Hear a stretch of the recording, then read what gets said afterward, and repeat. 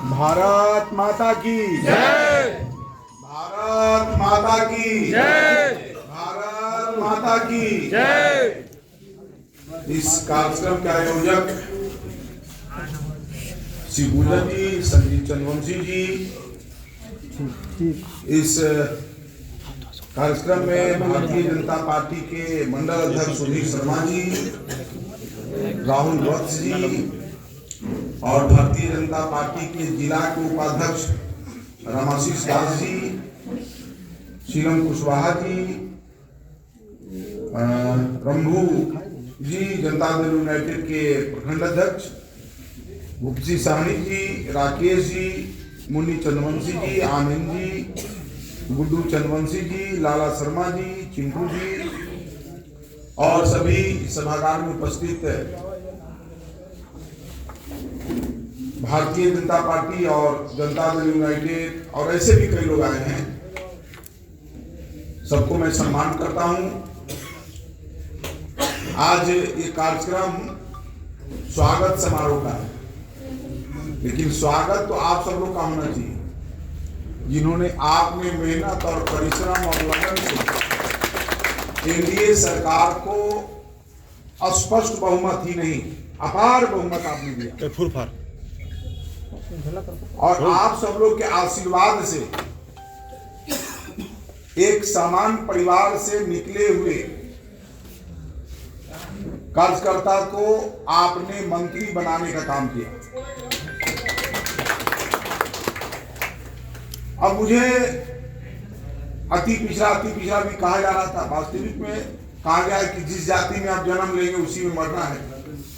यह भारत का अपना एक समाज शास्त्र में है कि जो जाति में जन्म लिया उसी में उसको मरना। लेकिन मैं सबके लिए हूं, अग्राती श्राप दलित शोषित बंदी किसान मजदूर नौजवान सबके लिए। और आप देखते होंगे कि मेरे पास जो भी आते हैं, दल के हों दल के बाहर के हों, मैं सबके लिए जनहित में काम करना पसंद करता हूं और कई लोगों का काम हुआ भी।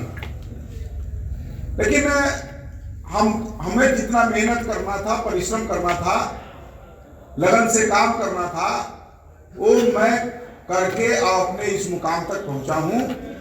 लेकिन अब आप सब लोगों का भी सहयोग और समर्थन की आवश्यकता है।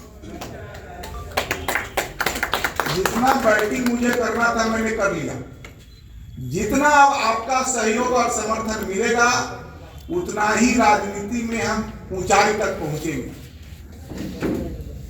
और आप सब लोग समय समय पर सहयोग भी किए, मदद भी किए हैं, जहां भी गए सब लोगों ने मदद किया है, सहयोग किया है, समाज के लोगों ने, गैर समाज के लोगों ने। तो आगे भी हमको काम करना है। आप सब लोग का स्नेह प्यार हमेशा मिलते रहा है, लेकिन कभी कभी जो भी जिस क्षेत्र में कोई काम करता है, व्यक्ति को लगता है कि जब कुछ हासिल प्राप्त नहीं होता, कुछ अपने मुकाम तक नहीं पहुंचता है, तो थोड़ा निराशा मन में रहती है। लेकिन मैं आपको विश्वास दिलाना चाहता हूं कि यदि आपका नियत और नियति ठीक रहे और जिस क्षेत्र में आप काम करेंगे और जो ब्रह्मा ने लिखा है, वह दुनिया की कोई ताकत नहीं भी जो आपके पीछे छूट जाए। लेकिन उसके लिए कर्म तो करना पड़ेगा, काम करना पड़ेगा। मैं जिस परिवेश से आया हूं, मैं उसकी चर्चा करना पसंद नहीं करता हूं, क्योंकि मन भारी हो जाता है। मैं कभी नहीं सोचा था, जब बेली रोड पर जब कभी छात्र जीवन में चलते थे, तो जब बंगला और गाड़ी देखते थे तो लगता था कि हम लोग अगले 7 जन्म में कभी मिल जाए तो भाग्य होगा। कभी नहीं सोचा था। और पार्टी के लिए काम करते गए, किस दौर से गुजरे उसकी चर्चा करने से मेरा मन बहुत भारी हो जाता है, उसकी मैं चर्चा नहीं करना चाहता। लेकिन लगन से काम करते गए। आज के परिप्रेक्ष्य में राजनीति करना एक समान वर्ग के परिवार के लिए बड़ा कठिन होता है। एक समय था कि हमसे, हमारे परिवार से लोग दूरी बनाते थे। क्या बाप चपरासी का काम करता है और बेटा लफुआगिरी कर रहा है, राजनीति कर रहा है। समान काम करते हुए लोग समझते थे कि यह लड़का बेकार है। हमारे कारण हमारे माँ पिताजी को भी सम्मान नहीं मिलता।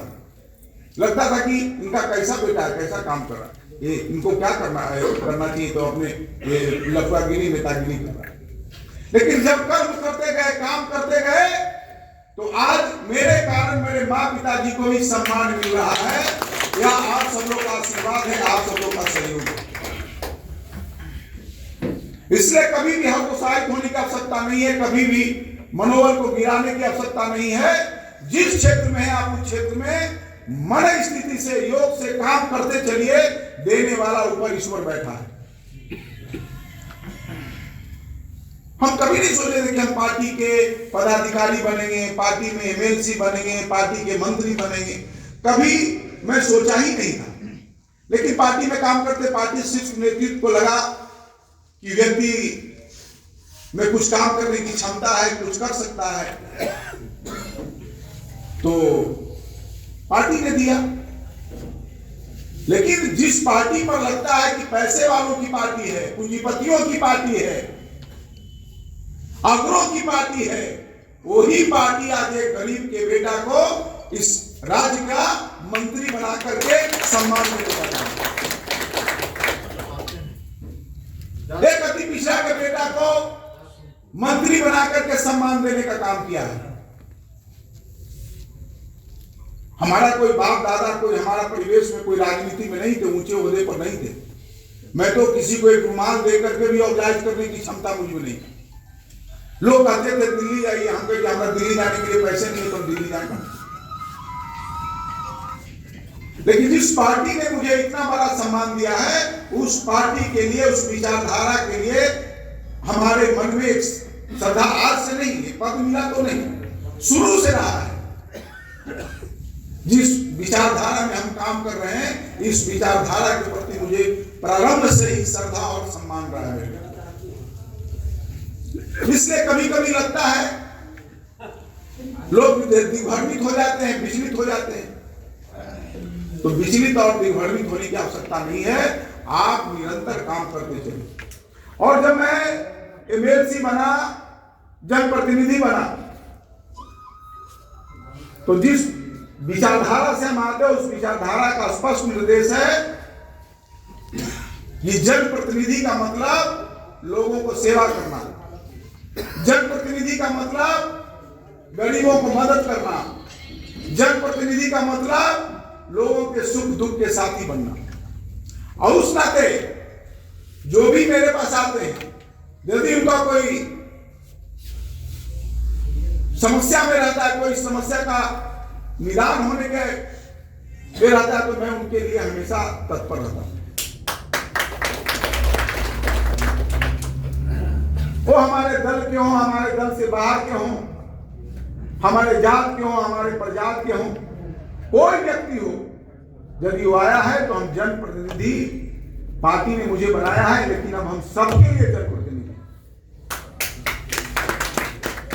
आप यहीं पर गुड्डू जी बैठे हैं, पूछिए। एक बार एक करके आया कि एक सज्जन बेचारा छोटा सा गांव में दुकान की हुई थी। कुछ लोगों ने उन्हें शरारत किया, मारा पीटा, घर के लोगों को पीटा, केस नहीं ले रहा था। गुड्डू जी सामने बैठे हुए, मैं भी पढ़ता था। ये हमारे पास आए, मैं तुरंत थाने को फोन किया, केस करवाया, और जो भी आरोपी व्यक्ति थे सबको जेल भिजवाने का काम किया।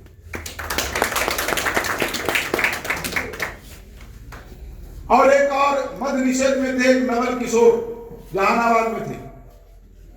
वो बेचारा, कुछ उनके जो अधिकारी थे, अधिकारी ने उनको मारा पीटा, हाथ तोड़ दिया था बेचारा। मेरे पास आकर के रो रहे थे कि हमारी पत्नी कैंसर से पीड़ित है, हम इस स्थिति में कहां जाए, हमको दबा रहा, हमको कमजोर समझ के परेशान कर रहा है। मैंने उनके अधिकारियों के खिलाफ पत्र लिखा विभाग को कि जांच इनकी भी होनी चाहिए, जांच इनकी भी होनी चाहिए। और अंत में वो बेचारा गया में अभी पदस्थापित है और वह अपना नौकरी कर रहे हैं, और जो भी उन पर चार्ज था वो सब समाप्त। ऐसे कितने लोगों के हमने काम किया है, यह काम और अवसर देने का काम दिया है तो भारतीय जनता पार्टी ने दिया है। उस भारतीय जनता पार्टी के सिपाही के रूप में काम कर रहे हैं। नहीं, संजीत जी हैं, इनके बेटा कहीं प्राइवेट नौकरी में थे, उनका सर्टिफिकेट रखे हुए था, दे नहीं रहा था। उस समय हम चुनाव में थे, हम तुरंत कोई कंपनी था ओरिजिनल सर्टिफिकेट रखे हुए था, मैंने उसको डांटा कि तुम बंधुआ मजदूर बना करके काम लेना चाहते हो क्या? किसी का ओरिजिनल सर्टिफिकेट रखने का तुम्हारा अधिकार कैसे हो? और अंत में उनका बेटा का सर्टिफिकेट दिया सामने मेरे बगल में। सही बात है।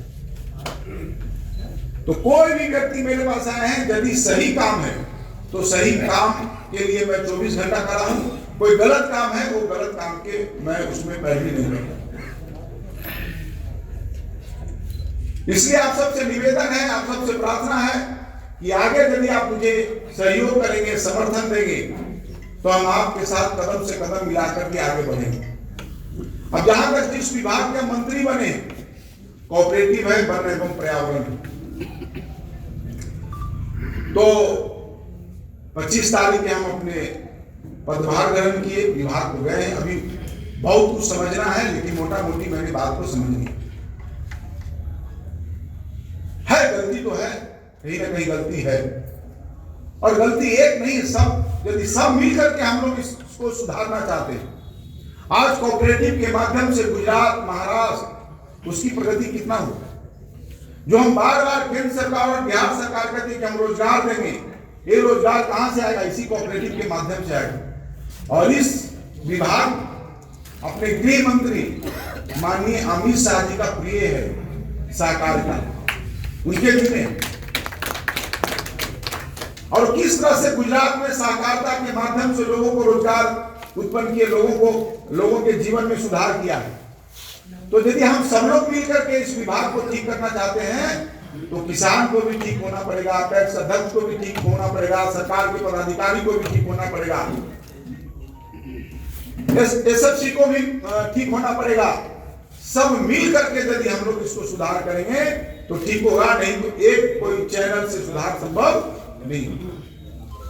अब मैं जब से बना हूं तब से हम अपने विभाग के पदाधिकारियों के साथ परमंडल वाइज सबका मॉनिटरिंग किया हूं, और जहां भी जा रहा हूं, जहां अपने विभाग के अधिकारियों को बुला करके हम उसकी समीक्षा कर रहे हैं। कितना धान अधिक प्राप्ति हुआ, कितना किसान का निबंधन हुआ, कितना राइस मिल का टैगिंग हुआ, कितना उसना राइस मिल है, कितना अरवा राइस मिल है, कितना अभी तक धान अधिक प्राप्ति हुई है, कितने लोगों का भुगतान हुआ है। एक एक चीज का मैं मॉनिटरिंग कर रहा हूं। लेकिन उसके बाद भी सबका सहयोग चाहिए, सबका समर्थन चाहिए। सरकार आपके लिए हमेशा खड़ी है, माननीय मुख्यमंत्री जी भी मॉनिटरिंग कर रहे हैं। और यह विभाग ऐसा है कि एक सहकारिता और दूसरा खाद्य आपूर्ति। सहकारिता से अनाज चावल जो है खाद्य आपूर्ति देता है, और पैसा फिर खाद्य आपूर्ति इधर देता है। तो कहीं कहीं उधर भी दिक्कत हो गई, खाद्य आपूर्ति में कहीं पैसा लग गया, जो कहने के अभी तक बहुत बकाया है, अभी जो भी है। तो करीब करीब बहुत बकाया था, लेकिन बहुत पैसा आ गया। 5 करोड़ बकाया पूरे बिहार में, अरवल जिला में, लेकिन इससे बहुत ज्यादा था। कल हम कहाँ गए? औरंगाबाद, वहां का 80 करोड़ था, उन्होंने कहा कि 7 करोड़ आ गया सर, 20 करोड़ और अभी बकाया है, वो भी 2-4 दिन में आ जाएगा। तो सेक्रेटरी साहब से भी बात कर रहे हैं, वो भी लगे हैं। और आप सबसे आग्रह है कि है गलती तो है, कहीं ना कहीं है, मुझे ध्यान में आ गया, उसको हम पूरा सुधार करने का हम प्रयास करेंगे। सिर्फ आप सब लोग का सहयोग और समर्थन चाहिए। और मेरे रहते कोई भी बिचौलिया हो और कोई भी सरकारी पदाधिकारी हो, वो बचेगा नहीं। आपको इतना भरोसा दिला, कोई नहीं बचेगा। सरकारी पदाधिकारी यदि कोई गलती करेंगे तो उनको भी सजा होगी, और यदि कोई बिचौलिया बीच में आएंगे तो उन पर भी कार्रवाई होगी। और यदि कोई टैक्स अध्यक्ष इधर उधर करेंगे दाएं बाएं, उन पर भी कार्रवाई होगी। और कहीं उत्तर प्रदेश फलाने ढलाना से ला करके चावल बिना कुटाए, कई लोग मुझे ध्यान में आया है चावल कुटाई नहीं करते हैं, चावल कहीं से ला करके सीधे डाल देते हैं, ये भी ध्यान में है। कहीं कहीं डीसीओ भी गड़बड़ कर रहे हैं, कहीं ब्लॉक के डीसीओ भी कहें, कहीं किसान भी गड़बड़ कर रहे हैं, तो ये सब ध्यान में है। और पूरी सरकार मुस्तैदी से आपके साथ खड़ा है और पूरा माननीय मुख्यमंत्री जी भी खड़े हैं, एक भी बिचौलिया नहीं बचेगा, इतना आप जान लीजिए। हाँ, कोई एक सरकारी पता, ये सरकार ऐसी है जो कभी भी गलत कामों को बर्दाश्त नहीं कर सकती, इतना आप समझे, करने वाला व्यक्ति चाहिए। और मैं आपके भाई हूं, आपके बेटा हूं, आपके भतीजा हूं, मैं पूरी मुस्तैदी से अपने विभाग में लगा हूं और सबका सहयोग भी मुझे मिल रहा है। हमारे विभाग के जितने पदाधिकारी हैं उनका भी सहयोग मिल रहा है, हमारे विभाग के जितने कर्मचारी हैं उनका भी सहयोग मिल रहा है, अब आप सब लोग का भी सहयोग मिल रहा है। तो मुझे पूर्ण विश्वास है कि हम पूरी तरह से धान अधिप्राप्ति का जो लक्ष्य है उस लक्ष्य को हम पूरा करेंगे। अब देखिए यहाँ धान की खेती तो बहुत अधिक है। अब हमको एग्जाम्पल देना, हमको खरीदना है 10 कुंटल और धान की उपज हो गया 20 कुंटल, तो हम 10 कुंटल कर देंगे। 10 कुंटल तो बचा ही, इधर उधर करना पड़ेगा, जो भी किसान को अपना उपयोग में लाना पड़ेगा उसको। तो इसलिए आप निश्चिंत रहिए, मैं आपके साथ खड़ा हूं, पूरी सरकार खड़ी है आपके साथ, इसलिए आप एकदम निश्चित रहिए। दूसरी बात कि हमारे पार्टी के कई कार्यकर्ता भी यहाँ बैठे होंगे, यहाँ पर ऐसे कितने लोग हैं जो आज पहली बार आए हैं, ऐसे कुछ लोग हैं क्या? सब पार्टी के कार्यकर्ता है, सब लोग आप सबसे यही आग्रह है कि कभी थोड़ा अप डाउन होते चलता है, तो आप सब लोग पूरी निष्ठा से जो पार्टी ने काम दिया उस काम के प्रति आप सजग रहिए, दाएं बाएं, एक हमारी आदत है। पार्टी ने अभी हमको सुबह उठते धान अधिप्राप्ति, रात में सोते धान अधिप्राप्ति, यही मेरे दिमाग में चल रहा है। कहां कौन गड़बड़ कर रहा है, कहां कौन बढ़िया काम कर रहा है, ये अब हमारा पूरा एजेंडा हो गया। इसके साथ साथ संगठन को भी देखना है। संगठन है तभी मंत्री है, संगठन नहीं रहता तो मंत्री बनते क्या? तो संगठन की भी प्राथमिकता है, संगठन के काम भी ठीक से चले। संगठन मजबूत रहेगा तो हमारी सरकार रहेगी। कहा जाता है संघ शक्ति करे हुए, कलयुग में संगठन में ही शक्ति है। तो आप सबसे भी आग्रह है कि जो भी पार्टी ने दायित्व लिया, मंडल अध्यक्ष है, मंडल के उपाध्यक्ष हैं, जिला के उपाध्यक्ष हैं, तो जो पार्टी टास्क दे वो टास्क को आपको करना चाहिए, उसमें दाएं बाएं कभी नहीं करना चाहिए। और हर का काम है, सबका काम बटा है नहीं, हर कार्यकर्ता के लिए काम और हर काम के लिए कार्यकर्ता। जब 14 में अपनी सरकार बनी थी तो हम उधर उत्तर बिहार के प्रभारी थे, तो कार्यकर्ता बड़ा गुस्सा में था। अब क्या आपका अब इंग्लैंड में सरकार बनाइएगा, कहिया राम मंदिर बनेगा, आप लोग सत्ता सुख भोग रहे हैं, कुछ नहीं कर रहे हैं, आप नहीं होगा, ऐसे हो, बड़ा तरह तरह की बात बोलते हो। मैं कहा शांत रहिए, जो काम पार्टी ने आपको दिया वो, और जिनको जो काम दिया वो कर रहे हैं, आप उसमें दिमाग मत लगाइए, जो संगठन कहे उतना कीजिए, और अंत में समय पर जो उनके मन में लालसा थी पूरा हुआ कि नहीं हुआ, हो गया ना, सब बढ़ गया ना। फिर सब अपना विचारधारा लोग धारा 370 खत्म हो उस पर पड़े। मैंने कहा भाई अब शांत रहिए, काम चल रहा है, जहां जब आवश्यकता पड़ेगी काम होगा। आपको संगठन ने काम दिया, संगठन को काम कीजिए, सरकार का काम सरकार अपना कर रही है, सबको लगा रखा है, समय आया तो धारा 370 ही खत्म हो गया। तो हर चीज का समय है। तो आपसे निवेदन है कि जो जितना काम मिले उतना काम को निष्ठा से कीजिए, नहीं तो कभी कभी अपना काम कम और दूसरे के आंगन में ताक झांक ज्यादा हम लोग करने लगते हैं, तो उससे क्या होता है कि हम अपना काम भी बिगाड़ दिए और दूसरे का भी काम बिगाड़ दिए। तो इस पर आप सब लोग ध्यान रखिए सब लोग संगठन के लोग हैं।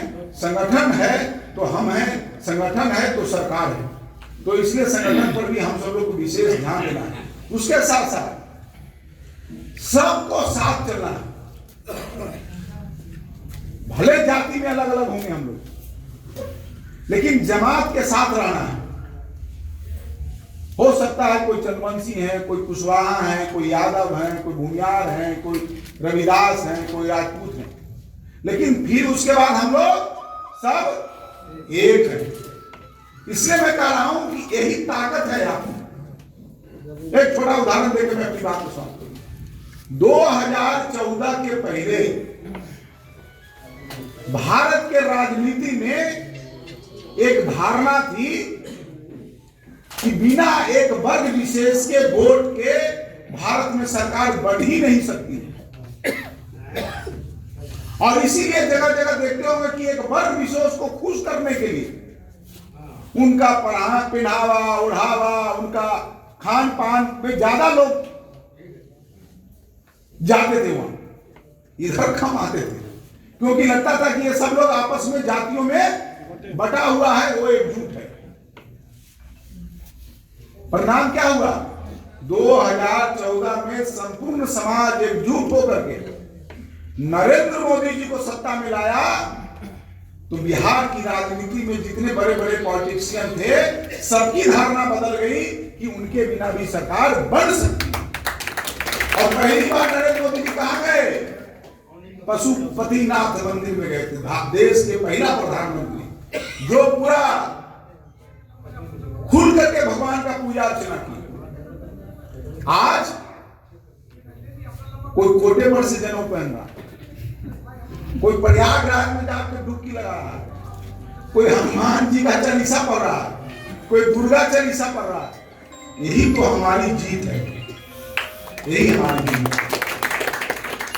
और आज आपको बता देना चाह रहे हैं कि जो छोटी मोटी घटनाएं हो रही ना, वो लाल किला पर घटना घटी, पुलवामा में घटना घटी, यदि आज मोदी जी की स्पष्ट बहुमत होती तो किसी की हिम्मत नहीं थी कि इस तरह से शरारत करता। बता रहे हम लोग कहीं ना कहीं चूक कर गए।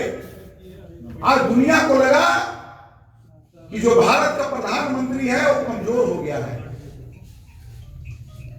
और इसीलिए सारे आतंकवादी एकजुट होकर के जगह जगह जो है कुछ शरारत कर रहे हैं। लेकिन मोदी कमजोर नहीं है, ये देश कमजोर नहीं है। इसलिए आप सबसे आग्रह करेंगे कि सब लोग एकजुट रहिए। और यही एक समाज है जो सबको अपने साथ सम्मानित करके चलता है, सबको सम्मानित करता है, सबको साथ लेके चलता है। यही समाज है जो कहता है वसुधैव कुटुंबकम, और कोई दूसरा समाज नहीं कहता। वसुधैव कुटुंबकम, जो जिस धरती पर जो है वो सब हमारा कुटुंब है, तो सब हमारा अपना है, यही एक समाज कहता है। इसलिए आपसे आग्रह है, निवेदन है कि आप सब लोग पूरी मुस्तैदी के साथ, एकजुटता के साथ, सब जमात के साथ हम सब लोग एकजुट रहें। इसी में देश का भला है, हमारा भी भला है, आप सबका भी भला होगा। तो इसलिए आप सबसे निवेदन करेंगे, प्रार्थना करेंगे कि आप सब लोग पूरी मुस्तैदी के साथ एकजुट रहिए। एक बार जोर से रहिए, भारत